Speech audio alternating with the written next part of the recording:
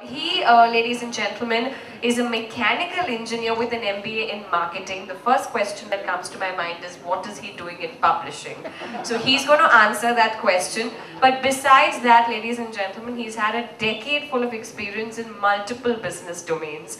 He's the business head of 3 separate and privately held firms working in various domains, whether it's book publishing, content creation, angel investing, and business consulting. Prior to his entrepreneurial ventures, he has also worked with several multinational companies in the media space, and it's his passion for writing and literature and books that led him and that gave him the motivation for building Lead Start Publishing. He also oversees all aspects of expanding the business, and I think this is just a stepping stone to the success that lies ahead. Ladies and gentlemen, Swaroop Nanda from Lead Start Publishing. Thanks, Swela. I've never had that kind of an introduction. And to just answer your query of what is an engineer doing in publishing, you mentioned it directly. Pure passion. Now let me just come to this particular book. When we were evaluating romance fiction as a genre, if you see around the store, you will see a lot of teenage romances that are essentially dominating the market now. And when this came over, we were mildly perplexed if this kind of a story would at all cut through with a lot of audience, because all the bestsellers currently are all story segments where characters are based in the age of 15 to 30, that segment. And all of a sudden we had a very, very different kind of a romance and a very different kind of a love story springing up. Which is where we decided to take this one on, because it really means love and shows bonding in various ways across with characters. You know, when the mother falls in love with another woman, another man, and how things shape up, character acquisitions that happen. It covers from the teenage love to domestic violence to a second marriage. And happily ever after story. So it is really in true form a complete love story. I really would appreciate if you guys support the book and please recommend it to your friends as well. Thank you, that's all that I have to say. Thank you. Thank you, Swaroop. And finally, Nishi, ladies and gentlemen. Nishi Malhotra, a Delhi girl essentially, I must say. She's completed her education in Delhi. She's graduated from Jesus and Mary College with a first-class degree in psychology honors. So we have a string of different streams all culminating into writing. So I think that's very, very encouraging. And she also has a diploma in journalism from IMI Delhi and is currently pursuing a counselor's degree as well. She published her first book of poems, ladies and gentlemen, in the year 1999. And she also contributed several articles on the girl child to the Ministry of Health. She wrote an interview-based program for the All India Radio in the year 1999, where she interviewed the lovely Dr. Kiran Bedi, sitting right here with us, and several other victims of her story on domestic violence. And she also went on to write articles on women and drug abuse. So moving on from that, her first baby, her first book essentially, and this is a love story, so we're told. So Nishi, how did this idea germinate? Well, I don't know. Basically, I guess I am a very, very romantic person at heart. I don't understand numbers so well. I don't understand concrete stuff, but I do understand a lot about love. And I guess from the time a child is born, the first touch of the mother in itself, what is it? The bonding is there, the love is there. So we all know what love is.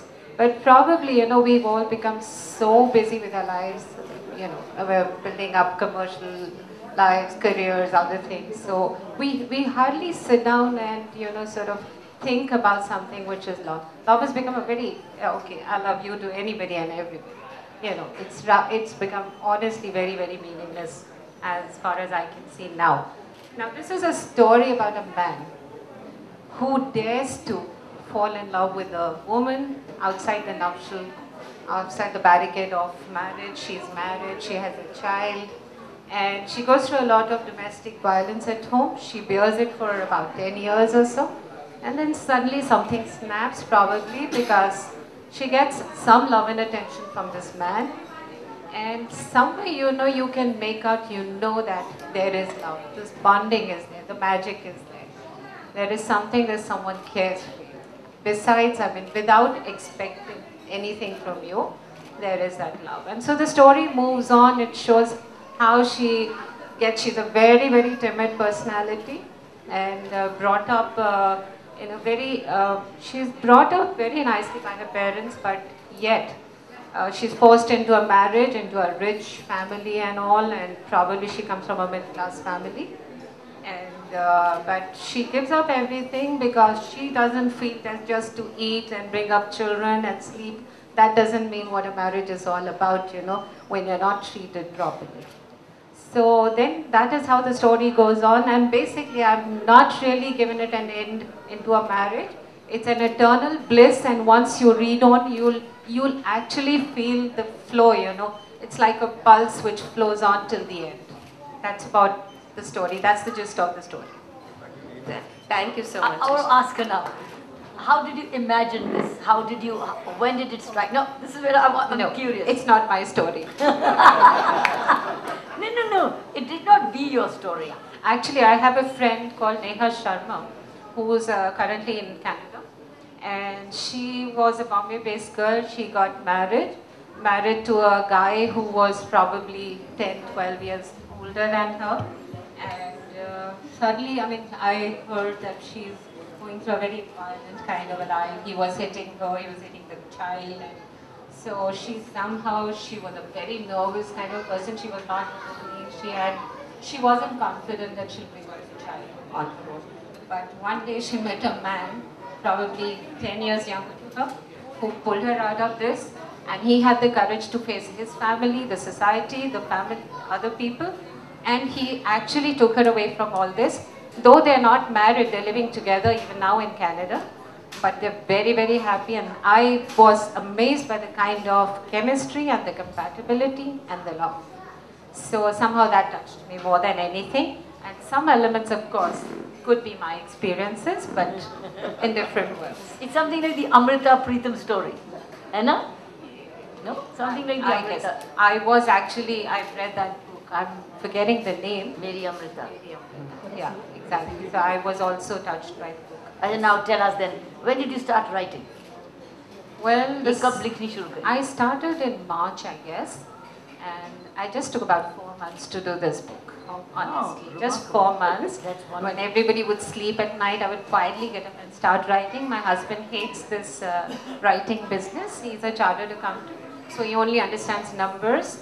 And so I had to hide it from him and do it. I did it in my lunchtime in office. And that's about I completed in 4 months. And somehow I was lucky to get Swaroop.